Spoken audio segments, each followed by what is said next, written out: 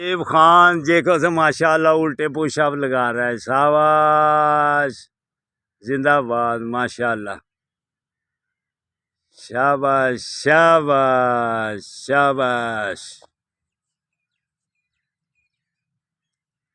Fit है बेटा, ये शकरगढ़ से आया है, माशाल्लाह फिट है, माशाल्लाह, जिंदाबाद, शाबाश, माशाल्लाह माशाल्लाह। ये अल्लाह ताला इसको कामयाब करे, सेहतमंद भी है, तंदुरुस्त भी है और तवाना भी है। और ऐसे बच्चे देखकर खुशी होती है। और सबको कहता हूँ बेटो, अगर तंदुरुस्त और तवाना रहना है मेरी तरह बुढ़ापे में भी, तो इस बेटे की तरह तंदुरुस्त और तवाना रहना है तो फिर पार्कों में आकर वर्जिश करो, अस्पतालों से बच जाओगे, बीमारियों से बच जाओगे। ये शकरगढ़ का बेटा माशाल्लाह फिट है।